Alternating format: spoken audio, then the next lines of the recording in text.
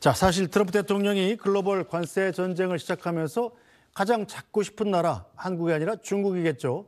자, 그런데 쉽지 않아 보입니다. 중국이 버티자 트럼프 대통령은 중국에 매긴 145%의 관세를 조정할 수도 있다고 얘기했습니다.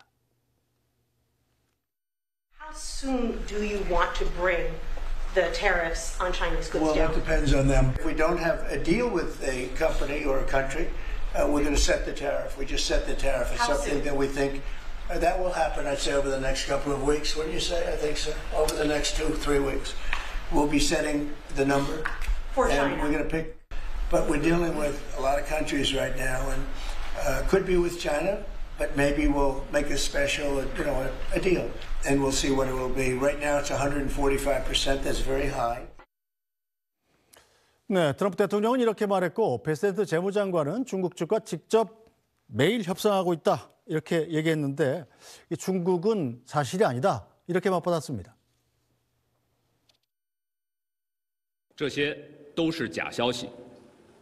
据我了解，中美双方并没有就关税问题进行磋商或谈判，更谈不上达成协议。这场关税战是由美方发起的，中方的态度是一贯的、明确的，打奉陪到底，谈大门敞开。对话谈判必须是平等、尊重、互惠的。 네, 보니까 이 양국이 겉으로는 막 극한 대립을 하고 있는 것처럼 보입니다만 사실은 물밑에서 좀 조정하고 있는 듯한 움직임도 있어요. 네, 굉장히 큰 망치로 서로 때리고 있는 것 같은데 자세히 보니까 쇠망치가 아니라 두더지 잡는 뿅망치가 아닌가 이런 생각이 들거든요. 아마 그럴 거라고 예상은 했는데 실제로 그러고 있는 것 같습니다.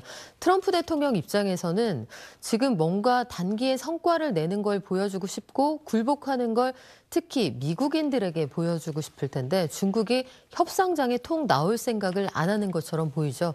굉장히 강경하게 버티는 것처럼 보이고 아마 최근에 그 중국 외교부가 트럼프 대통령과 일론 머스크가 같이 앉아서 그 마가라고 쓰여 있는 트럼프 대통령의 굿즈인데 네. Make America Great Again, 미국을 다시 위대하게라는 로고가 써 있는 모자를 이렇게 손으로 꿰매고 있는 그 애니메이션 예. 아마 보신 분 계실 네. 겁니다. 중국 외교부가 굉장히 SNS를 통해서 널리 퍼뜨리고 있는 건데 중국 없이 너희들끼리 제조 강국 할 수 있나 봐라 이런 의지겠죠. 안 되죠. 그렇게 해서 대응을 하고는 있습니다만 실질적으로 대화는 나누고 있는 것으로 보이고요.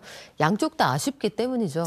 미국의 경우에는 중국에서 만들어서 수입하는 주사기 같은 것들 245%까지 관세 물린다고 하는데 가뜩이나 의료 정책이 엉망인 나라에서 이렇게 되면 굉장히 어려워질 겁니다. 반대로 미국도 미국에서 굉장히 많이 수출하고 있는 중국의 입장에서도 뭐 아쉽게 마찬가지니까요. 앞에서 때리고 뒤에서 이야기하는 전략 계속 쓸 것 같습니다. 예, 뭐 두 나라가 싸우는 건 싸우는 건데 문제는 누가 이겨야 우리한테 유리한가 하는 점인데 네. 평론가님 어떻게 보세요? 저 새아빠하고 새엄마가 싸우면 네. 누가 이기는 게 좋을지.